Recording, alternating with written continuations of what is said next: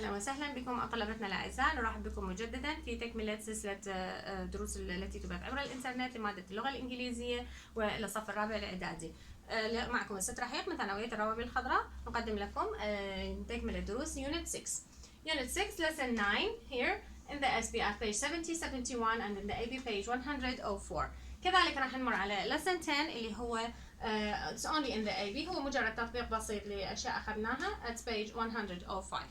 Here this lesson the Asian Games اللي هو الألعاب، بطولة الألعاب الآسيوية. راح يكون هذا درسنا هو عبارة عن قطعة استيعابية تجي عليها طبعا أسئلة مباشرة بالسؤال الثاني عادة بالامتحان. لازم يكون عندنا معلومات كافية عنها، نحفظ من عندها المعاني الأساسية، تجينا بسؤال vocabulary بالإضافة إلى الأسئلة اللي راح تكون على القطعة أسئلة مباشرة موجودة بالكتاب in the activity، بالإضافة للأسئلة الأخرى اللي إحنا نقدر نستخرجها. So here the Asian Games راح نجي ناخذ أول مقطع، طبعا هذه كلها هي نفسها هنا كبرناها، بالإضافة لأنه بالكتاب تجدوها on this page. راح تكون هاي المادة اللي عندكم، هذا الدرس for today. Okay. At page 70 and 71.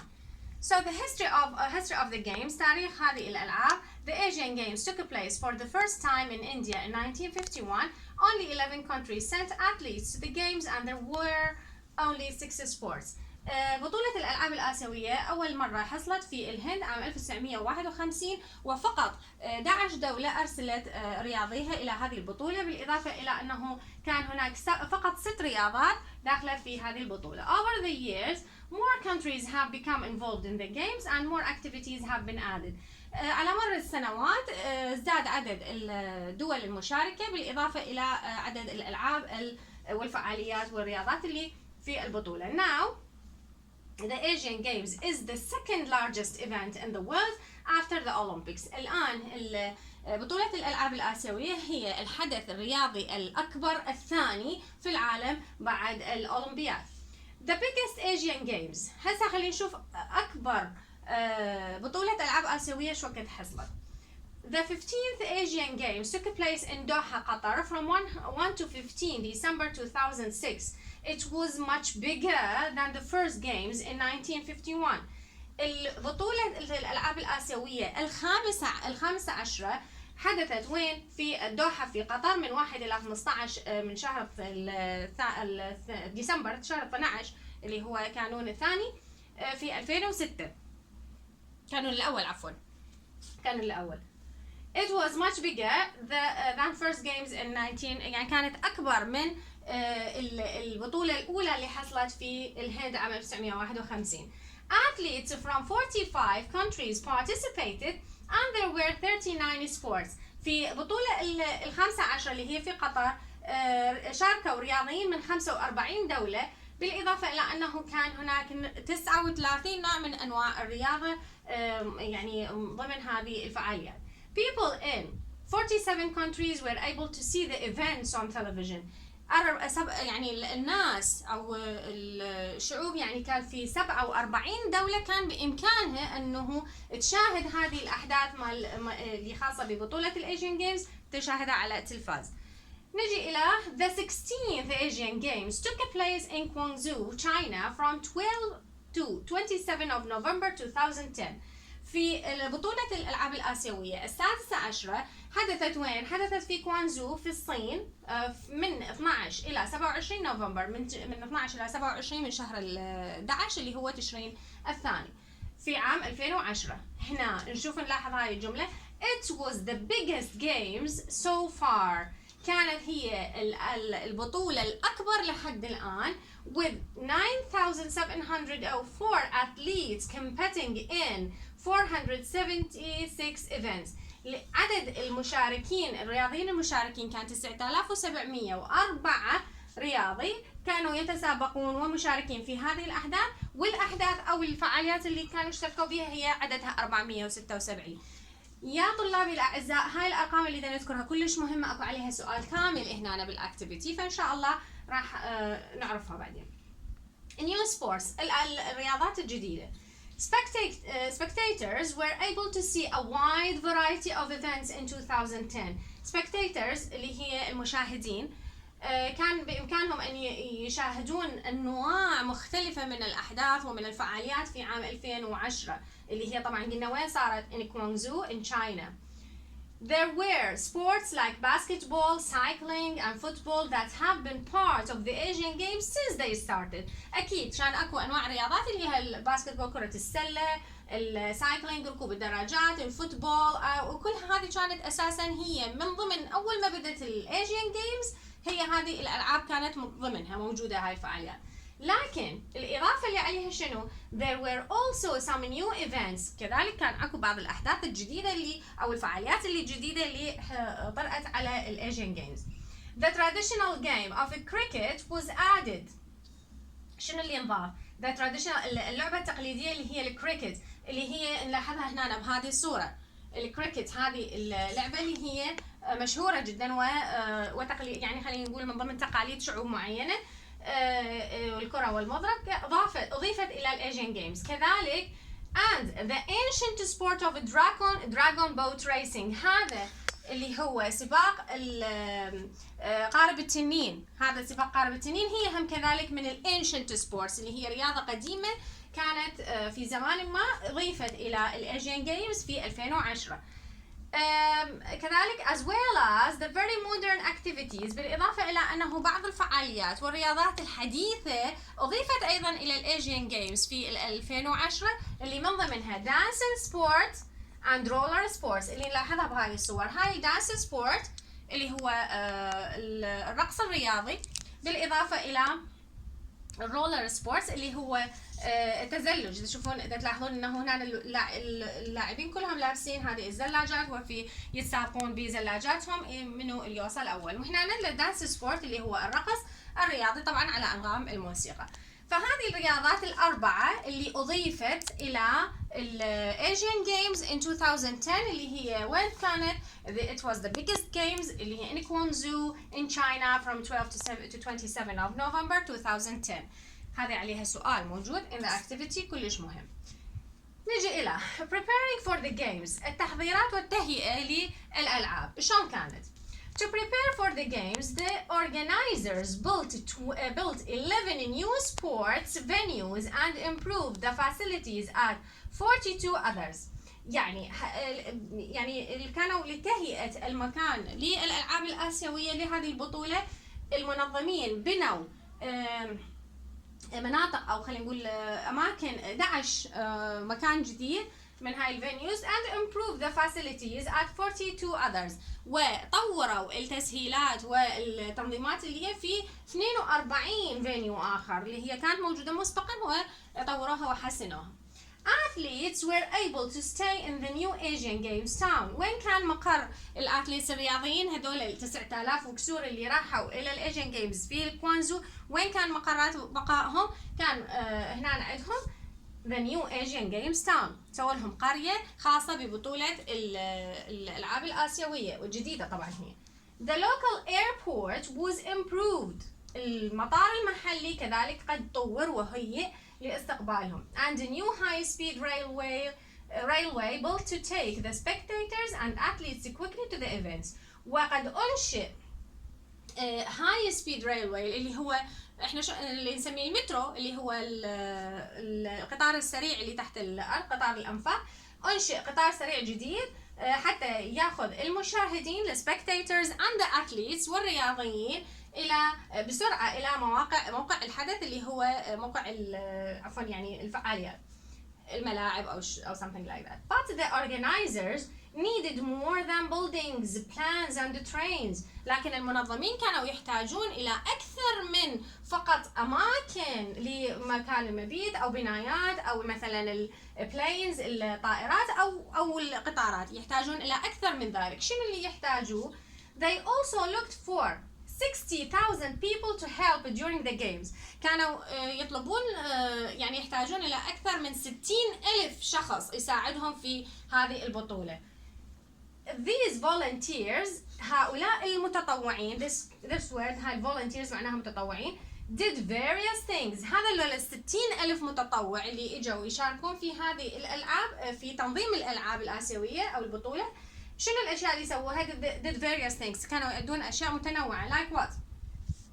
such as taking spectators to their seats, checking their tickets and giving information and directions. يأخذون الفعاليات اللي كانوا يسووها انه ياخذون المشاهدين الى مقاعدهم، يشيكون التذاكر مالتهم، كذلك يعطوهم المعلومات الكافية والdirections اللي هي الاتجاهات. نجي إلى celebrations الاحتفالات.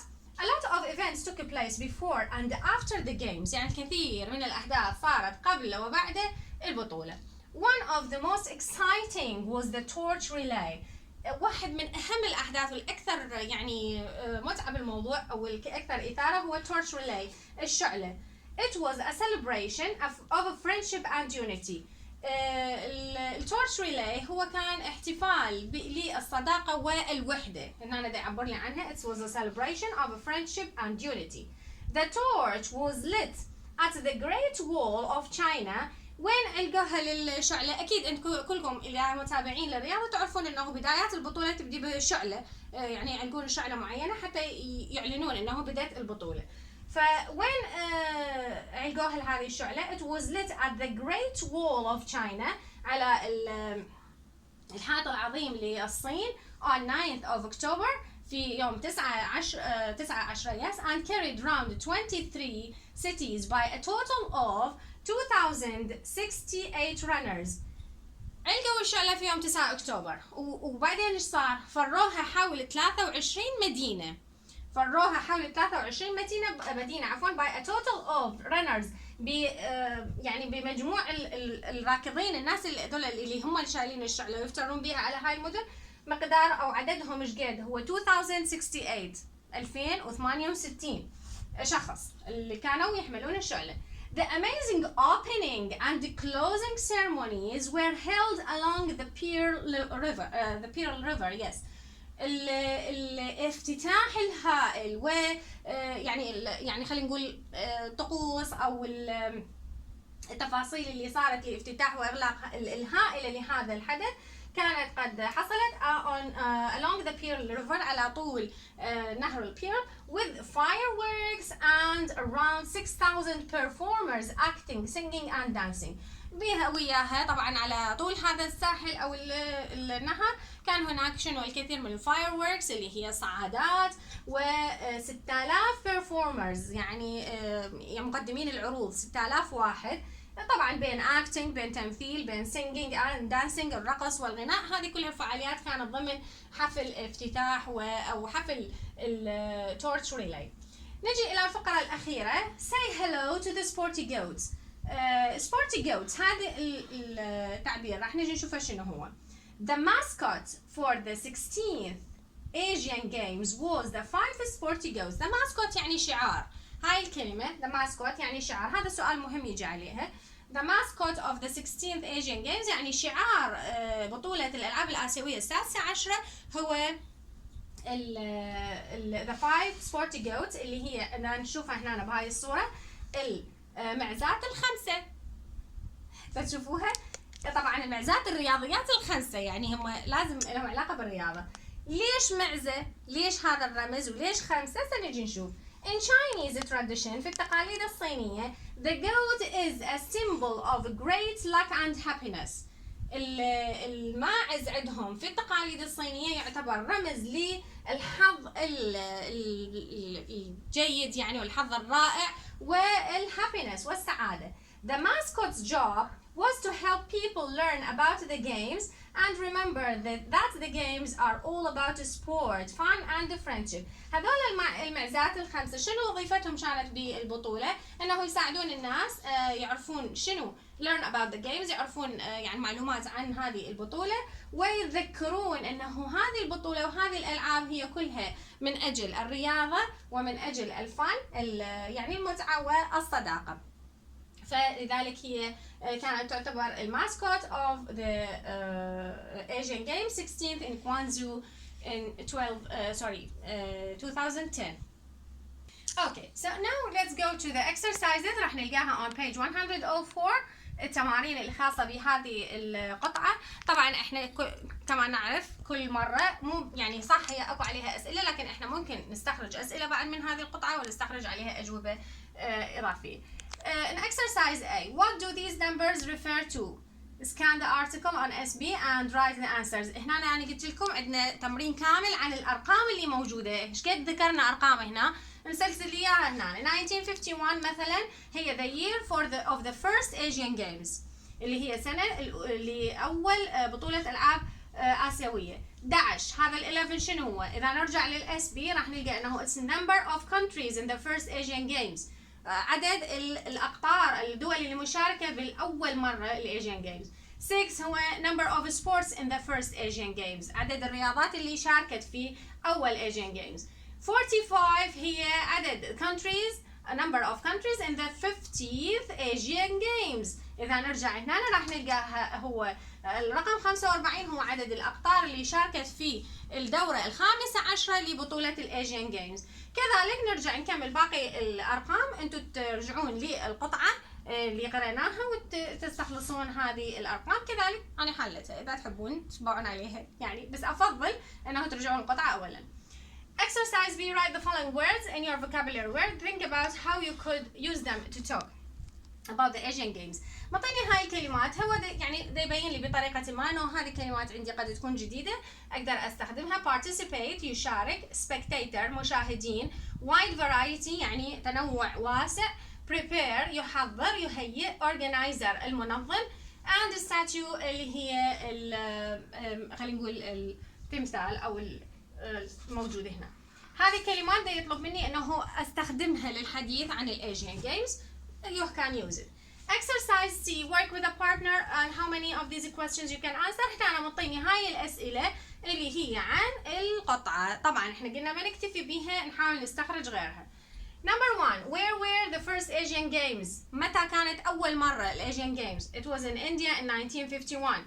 Where did the biggest Asian Games take place? وين كانت؟ وين حدثت؟ وين حصلت الأكبر حدث لبطولة الأيجين Games؟ in Guangzhou, China. What the 4 sports اللي هي أضيفت in 2010 in Guangzhou؟ عندي هاي 4 sports اللي هي cricket and dragon boat racing, dance sport and roller sport. وتكملون الباقيات. طبعا هنا سؤال على الشعار، سؤال على التورتشر ريليشن، الأشياء اللي كانت اللي هي fireworks, acting, singing and dancing. وتكملون باقي الأسئلة إن شاء الله تلقون أجوبتها موجودة في القطعة. نجي إلى lesson 10. lesson 10 هو يعني مجرد راح نلقاه in the activity قلنا at page 105. خلوني أراويكم إياه. نفسه هو هذا اللي أنا طابعت لكم إياه على سبورة. هذا ال exercise إيش دا يريد من عندي؟ write an article about an event that is going to take place in your school. اكتب مقالة عن حدث راح يصير في مدرستك إن شاء الله. نرجع نداوم. The event is called Health and Fitness Day. هذا الحدث اسمه يوم الصحة واللياقة اللي خاص يعني يعني أو يوم الصحة واللياقة. حتى نخطط يقول لي to plan your article, read the questions and ideas and think of more ideas with your group. هذه مسوي لي مخطط عن أنا شلون راح أفكر وشلون راح أسلسل المعلومات اللي عندي. طبعا احنا ماخذين نعرف شلون لازم نريد نكتب مقالة أو نريد نكتب فد إنشاء. عندي لازم الأفكار أخليها على شكل نوتس أول مرة، وبعدين أسوي أكتب الثيم اللي هي خلينا نسميها التوبيك سنتنس لكل مقطع اللي أريده، وعلى ضوء ذلك أنا أطور هذا التوبيك سنتنس وأضيف عليه المعلومات. فهو مسوي لي البلان هنا، هو هنا أنا مسوي لي البلان. مثلا طبعا العنوان عندي Health and Fitness Day، من عنده راح أنطلق إلى بعض الأسئلة. When and where؟ وين يعني متى وأين راح يكون هذا ال Health and Fitness Day؟ Types of activities أنواع الفعاليات اللي راح تقام. What will the activities be about؟ عن شنو راح تكون هذه الفعاليات، وكل واحدة بها تفرعاتها. مثلا الactivities أنواع الفعاليات ايش راح تكون؟ Presentation by a nutritionist يعني فد خطاب من قبل خبير تغذية. How to prepare healthy snacks شلون نحضر السناكس الصحية. Eating healthy food اللي هي what will the activities about اللي هي هذه الفقرة الشق مالتها انه شنو شلون يكون اكلنا صحي. هذه انتم بعد تطوروها وتضيفون عليها الايديز your ideas طبعا افكاركم انتم الخاصة. باخر شيء use your notes to write your article. Write short conclusion saying why this is an important day. ورا ما خلصتوا ترتيب افكاركم، خليتوا التوبيك سنتنسز اللي خاصه بكل فكره وقسمتوها، راح تبدون تطورون الافكار، تكتبون الارتكل مالتكم، تحولوها الى جمل، تصير جمل بكل باراجراف اكو جمل الخاصه بالموضوع مالتها. بعد ذلك لا تنسون يقول انه كتبوا conclusion، يكون لازم عندي بالنهايه استنتاج، تقولون بالاستنتاج why this is an important day، ليش يعتبر هذا يوم مهم. الملاحظة الأخيرة يقول لي remember إنه لا تنسى شنو هو proofread. أول مرة لازم تكون الارتكل interesting، لازم تكون يعني ممتعة وشيقة إنه الواحد من يقراها يستمتع بها ويعرف عنها بها معلومات. proofread your article، لازم انتبه اصحح الارتكل مالتي من ناحيه السبيلنج، من ناحيه يعني الجرامر spelling and punctuation، من ناحيه استخدام الجود ووردز. مرات يجوز اني ورا ما اقراها اشوف انه لا I think it's better to use other words هنا، من ممكن افضل انه استخدم كلمات اخرى better words instead of the ones that I use. بالاضافه الى الايدياز لازم انتبه انه الافكار مالتي they go together they are fit together، انه مترابطين مع بعضهم. بالاضافه الى انه اكو باراجراف دا يقودني للباراجراف الثاني، نهايه الباراجراف الاول لازم تنطيني معلومه عن بدايه الباراجراف الثاني وهكذا، وبعدين بالاخير اكيد الكونكلوجن. هذا عباره عن تطبيق ل يعني talking about health and fitness، لان احنا قلنا كل اليونت يحكي عن الهيلث اند فيتنس. ان شاء الله تكونوا استفادتوا. خلصنا بهيجي يونت 6 وان شاء الله نبلش بيونت 7 بالدروس اللاحقه. شكرا والى اللقاء.